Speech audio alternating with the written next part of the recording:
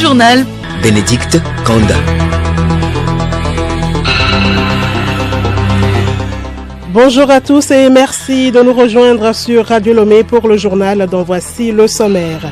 Les personnes en situation de handicap visuel ont désormais un centre artisanal à Lomé. Ouvert hier, ce centre dénommé Joie et Bonheur veut leur offrir une opportunité de formation dans la fabrication de plusieurs articles. Le site touristique Koutamakou, un paysage culturel du Nord Togo, nous intéresse dans cette édition. Nous allons redécouvrir ce patrimoine mondial de l'UNESCO. Et en sport, Palimé abrite ce week-end la 13e édition du tournoi des Gaillards et la Coupe du district de Kloto.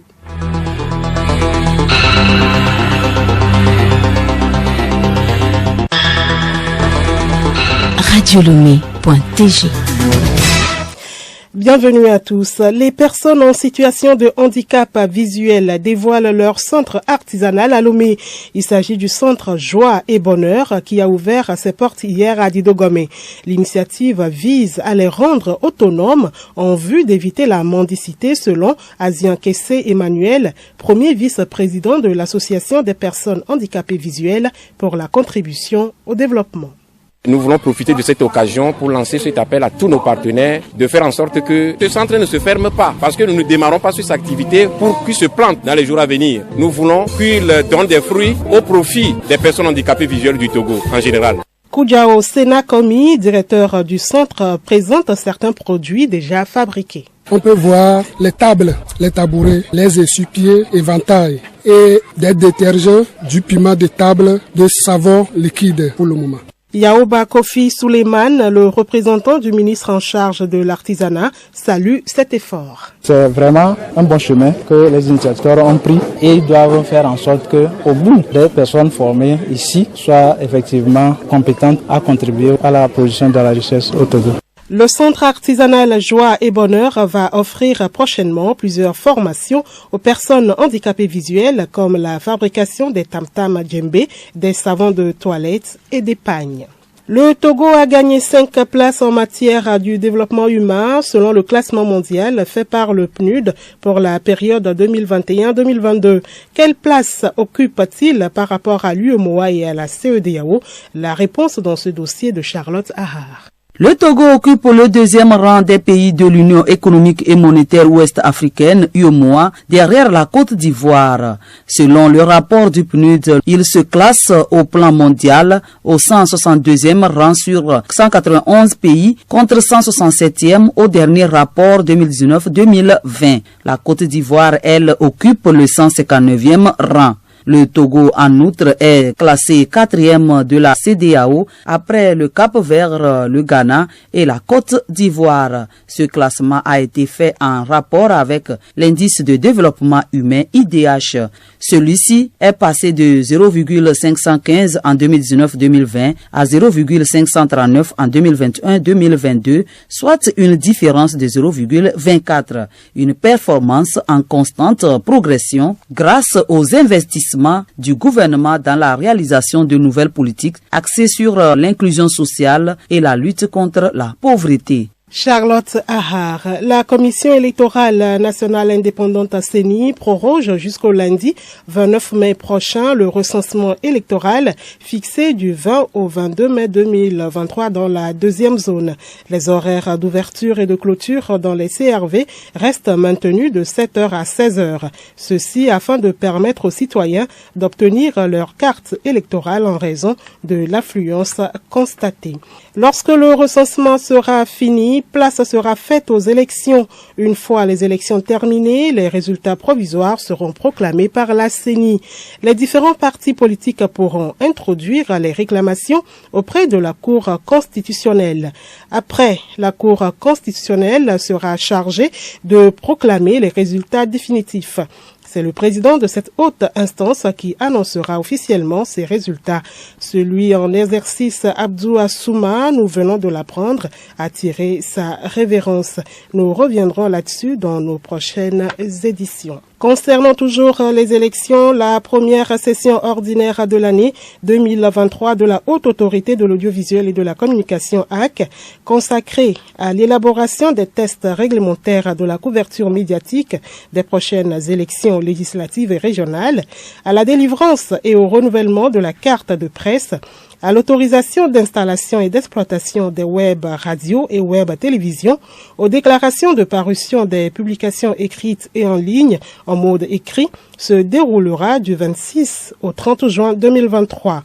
À cet effet, le président de la HAC invite les promoteurs et les professionnels des médias intéressés par l'objet du présent communiqué à déposer au secrétariat général de l'institution leur dossier tous les jours ouvrables de 7h30 à 11h30 et de 15h à 17h. La date limite de dépôt est fixée au vendredi 16 juin 2023.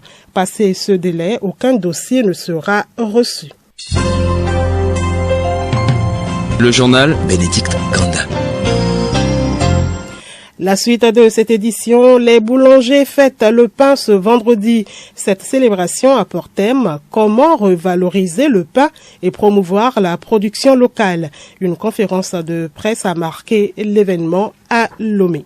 Nous vous l'annoncions en titre, Koutamakou, un site touristique au label de l'UNESCO, fait face aujourd'hui aux défis de la conservation et de la préservation. Terre des Batamariba, Koutamakou atteint un paysage culturel du Nord Togo avec des maisons traditionnelles en terre, un symbole de fierté pour le Togo. Ce site a été inscrit au patrimoine mondial de l'UNESCO en 2004. Geneviève Pognon et Nabara Nafara-Noudar nous font plonger dans les méandres de cette richesse culturelle de notre pays. Le site du Koutamakou, situé au nord-est de Kara, s'étend au-delà de la frontière du Bénin. Il est un lieu d'une importance culturelle et naturelle exceptionnelle et s'étend sur 50 000 hectares. Inscrit sur la liste du patrimoine mondial de l'UNESCO depuis 2004, ce site est connu pour ses paysages spectaculaires, ses habitats traditionnels en terre crue appelés takienta.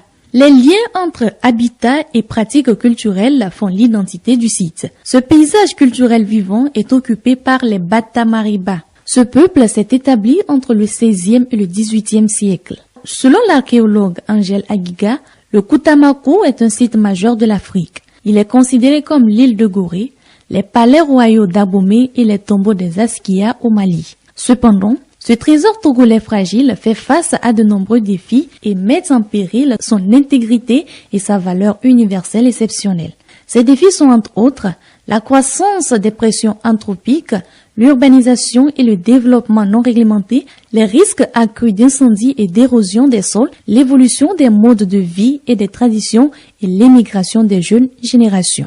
Pour faire face à ces défis auxquels ce site est confronté, les autorités togolaises mettent en place des mécanismes. Il s'agit notamment du service de conservation et de promotion du Koutamakou. En février dernier également, un projet estimé à 3 milliards de francs CFA a été validé, avec une approche holistique incluant la sensibilisation, la réglementation, la préservation de la culture traditionnelle. Il est possible de préserver ce patrimoine culturel fragile pour les générations futures. Nabara Nafara Noudar, culture toujours avec l'agenda culturel, un spectacle de contes, une rencontre des artisans d'Afrique et de la diaspora, un débat d'idées, la fête européenne de la musique.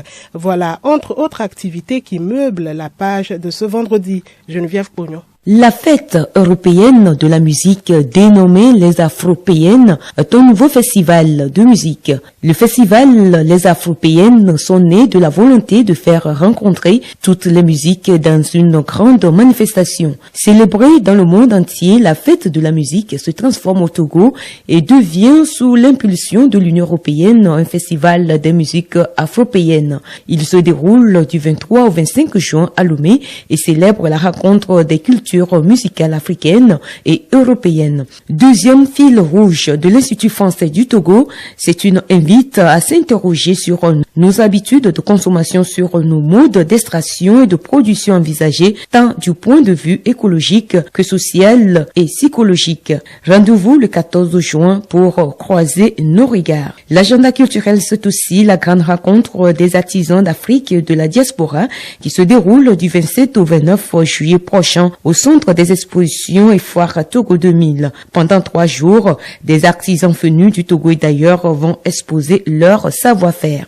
Du spectacle de contes au Goethe-Institut à Lomé. Le conteur Al-Sidi donne rendez-vous au public le 8 juin prochain à partir de 19h.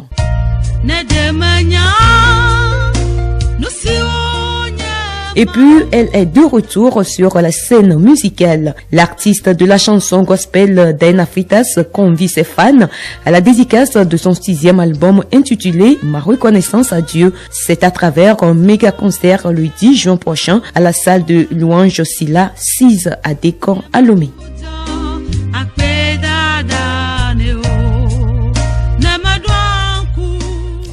Merci à vous Geneviève Pognon. Elle repousse les regards. Ces feuilles d'arbres coupées et laissées aux abords des rues de Casablanca et de Toti, menant à Avedi, côté est. Après les orages de la semaine dernière qui ont occasionné le déracinement de quelques arbres, certaines municipalités ont fait couper, voire abattu quelques arbres pouvant causer de danger aux populations riveraines. Depuis cette opération jusqu'à ce jour, les feuillages sont restés sur la route, créant l'insalubrité. Couper les arbres qui peuvent être source de danger en cas d'intempéries, c'est bien, mais veillons à la propreté de ces endroits. Et en Sierra Leone, un arbre centenaire qui servait de symbole historique a été abattu lors d'une tempête de vent et de pluie dans la capitale Freetown. Il s'agit d'un capoquier de 70 mètres, vieux de plus de 400 ans. Une grande perte pour les Sierra-Léonais, a déclaré le président Julius Maada Bio. Et puis le président congolais Félix Tshisekedi est en visite d'État en Chine. À quelques mois de la présidentielle en RDC, le président congolais s'y rend principalement pour la renégociation d'un contrat minier d'une valeur de plusieurs milliards de dollars. Kinshasa se bat pour revoir les termes de l'accord jugé injuste.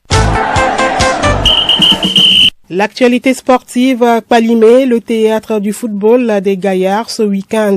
Une initiative de Sergio Sport appuyée cette année par le professeur Dodi Kokoroko. Milek Aboukou. Ouf de soulagement pour le club Gaillard de football du Togo. Il renoue avec la fête autour du football après une trêve due à la Covid-19.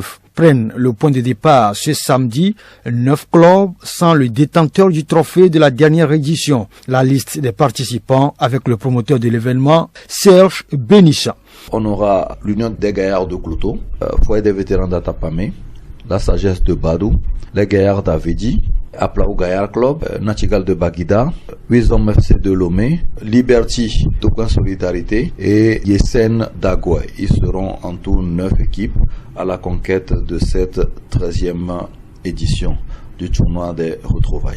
Comme le dit souvent un adage, c'est sur l'ancienne corde qu'on tisse la nouvelle. Quand on ne sait plus où l'on va, on doit s'interroger sur d'où on vient. C'est l'idée de cultiver un vivre ensemble et montrer la voie aux jeunes générations, assure. Le tournoi prendra fin ce dimanche au stade municipal de Palimé avec une soirée de récompense à quelques gloires du football pour leurs efforts fournis. Les anciennes gloires comme Mawena Kodjovi, l'ancien capitaine des Verts de Togo et de l'équipe nationale du Togo des années 84 lors de la CAN Côte d'Ivoire 84. On aura José Massaoudou, aussi sociétaire d'Agaza, Aïvor Kouachi, Dakou Chérubin, Napo Senicheka, l'ancien capitaine de Djoumbé et d'antan de Dolomé, Abdoulaye Yakoubou, qui ont fait le beau jour de Djoumbé de Mangou et de Semassi de Sokoré, Unkani Dossé et de la Sosa et Amouzou Tete, aussi ancien international. Le public est bien attendu. Au même moment, la jeunesse de Cloto se retrouve dimanche dans l'après-midi à 15h au CRITFP de Palimé pour la grande finale de la Coupe du district de football de la préfecture. Face à face, Dairo de Womé, Neo Sporting Academy de Palimé. Et enfin, insolite pour terminer, dans une ville du Sénégal, un père de famille a transformé l'une de ses filles jumelles, âgée de 18 ans, en son épouse après son divorce avec sa femme. Selon ses explications, ce père pense avoir trop investi dans l'éducation de ses filles après son divorce pour qu'un autre homme bénéficie d'elle. Le père a été arrêté et risque 10 ans de prison.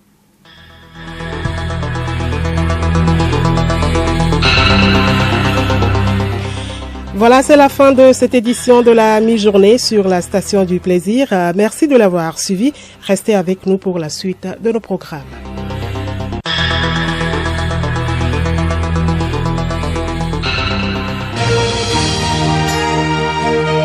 Radio Lomé, boîte postale 434, email radiolomé@radiolomé.tg.